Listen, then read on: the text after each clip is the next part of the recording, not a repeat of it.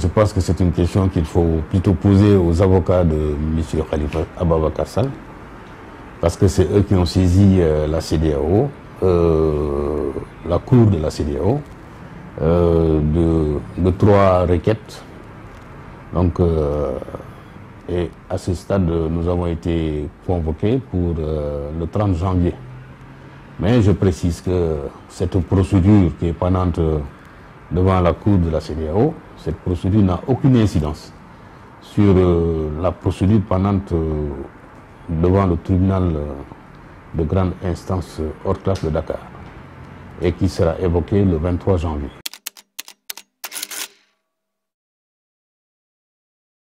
Bon, en fait, sur l'opinion, c'est-à-dire, en fait, ce serait un peu aller trop loin que de penser que c'est parce que simplement, on s'est empressé de juger Khalifa Sall pour l'empêcher d'être candidat aux prochaines élections présidentielles.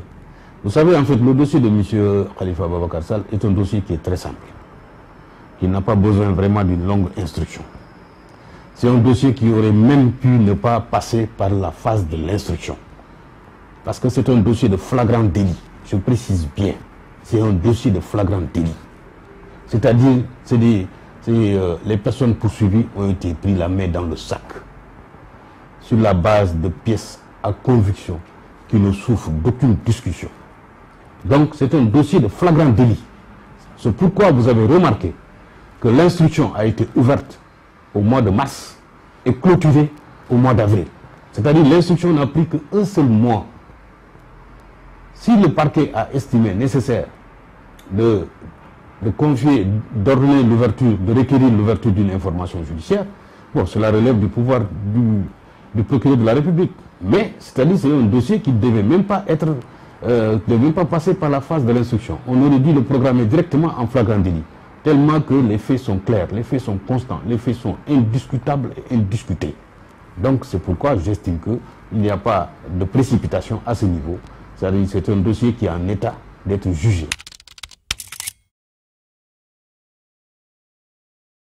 Mais en fait, vous savez, c'est de fausses factures. Parce que simplement, concernant le cas de Khalifa Ababacar Sall, précisément, c'est-à-dire, on a pris 30 millions par mois en espèces qu'on a encaissé sur la base de fausses pièces justificatives. Parce que vous savez, la caisse d'avance, pour pouvoir débloquer de l'argent, il faut justifier l'usage qu'on a fait des 30 millions passés.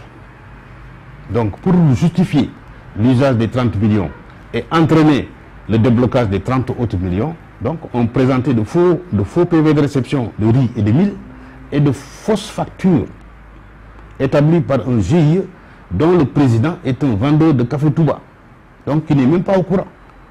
Le président du GIE là est un vendeur de café Touba, donc, et l'un des membres est un marchand ambulant. Donc ils ne sont même pas au courant. Et on établit des factures au nom de ce GIE là qu'on présente pour pouvoir obtenir le déblocage de 30 autres millions, toujours en espèces, et que M. Mbaye Touré, qui était le gérant de cette caisse d'avance, dit, et il n'a pas été contesté, avoir remis les 30 millions mensuellement à M. Khalifa Sall. Donc par conséquent, c'est pourquoi je vous dis que c'est une affaire qui est assez simple. Elle n'a aucune connotation politique, encore une fois.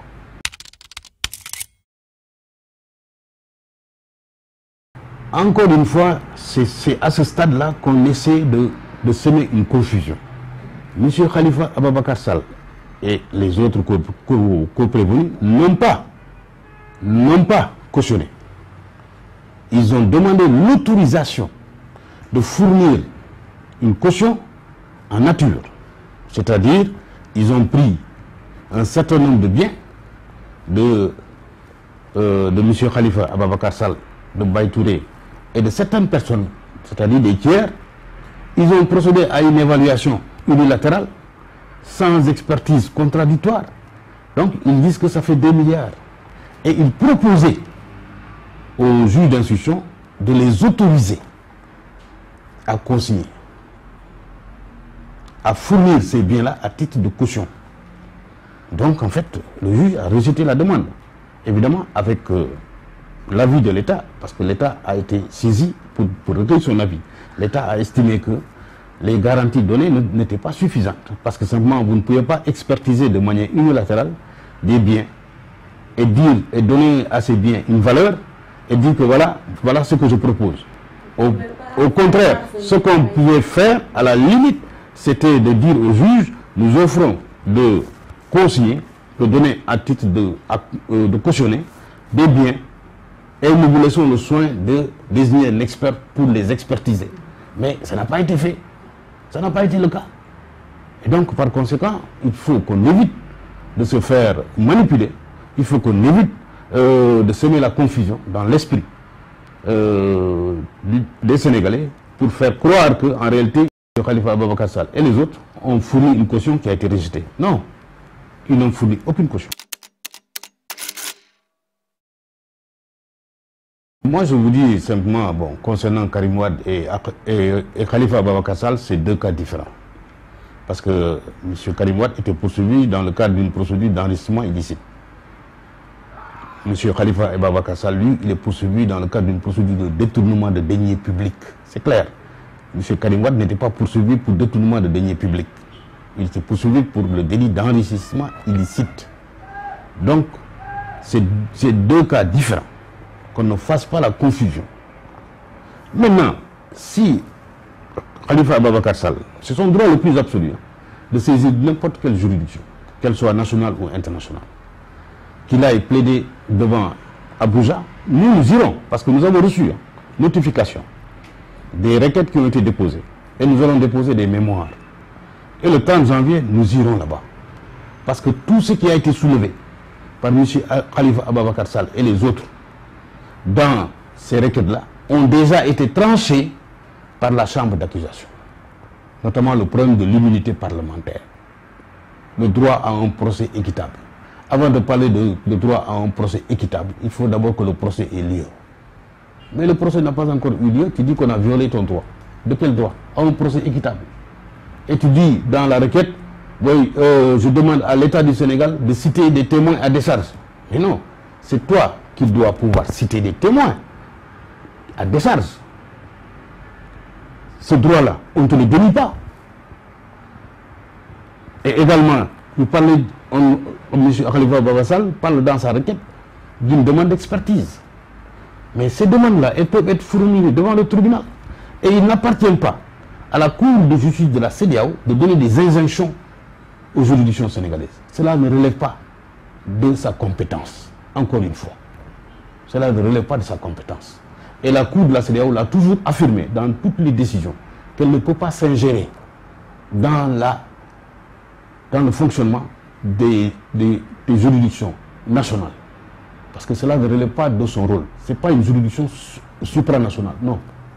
C'est-à-dire ce que la Cour de la CEDEAO peut faire, c'est quand il y a violation des droits de l'homme, de constater la violation des droits de l'homme et de réparer le préjudice. C'est tout. Mais en l'espèce, il s'agit d'un dossier de droit commun. En l'espèce, il s'agit d'une procédure qui a été menée conformément aux textes qui régissent la procédure pénale au Sénégal. Et M. Khalifa Ababacar Sall a usé des voies de recours. Il a été jusqu'au niveau de la Cour suprême. Et toutes ces procédures ont été rejetées. Donc aujourd'hui, même si ces procédures-là ont été rejetées dans le cadre de l'instruction, devant le tribunal, il peut formuler les mêmes demandes. Et les juges qui sont chargés du jugement de cette affaire-là, les juges pourront réexaminer pour voir s'il y a lieu ou pas de donner une expertise, comme il l'avait demandé devant le juge d'instruction, s'il y a lieu ou pas de citer des témoins à décharge, comme il l'a demandé. D'ailleurs, la dernière fois, le 3 janvier, il a donné une liste de témoins à citer. Mais c'est à lui de dire, mais je vais citer tel ou tel témoin. Et ces témoins-là doivent être dans la salle. Et le tribunal les appelle pour qu'ils viennent à la barre. Mais tu ne peux pas dire, je prends une liste, je cite Moustapha Niasse, le président de l'Assemblée nationale, je cite M. Idrissa Seck, je cite les anciens premiers ministres, etc. Non, c'est-à-dire en fait ça, c'est manifestement, c'est à la limite un abus des droits de la défense. Ça, c'est manquer de sérieux. S'il veut une expertise, et il peut demander l'expertise au juge, au tribunal encore une fois. Il peut demander au tribunal, éventuellement, de citer des témoins qu'il estime nécessaire d'être entendus dans le cadre de sa défense. Mais c'est son droit le plus absolu. Il n'y a jamais eu d'obstacle dans l'exercice de ces droits. Jamais eu d'espoir. Au contraire, c'est M. Khalifa Sall lui-même qui ne veut pas d'un procès. En réalité, on ne veut pas d'un procès. Mais c'est parce que simplement on a une idée derrière la tête. C'est-à-dire, c'est de retarder davantage le dossier. Parce qu'on sait que les faits sont têtus. Et on sait que les faits sont clairs, comme de l'eau de roche. Que les faits sont établis. Et donc, on se dit, on va retarder davantage, donner à cette affaire une connotation politique. Et maintenant, à l'approche des élections présidentielles, c'est aussi simple. M. Khalifa Sall ne sera jamais condamné. Donc, la condamnation ne sera jamais définitive. Il bénéficiera toujours de la présomption d'innocence. Et à partir de ce moment-là, il sera candidat. Il est libre d'être candidat, même étant en prison. Parce qu'il y a la présomption d'innocence. Donc, c'est ça la stratégie qui a été établie par la défense.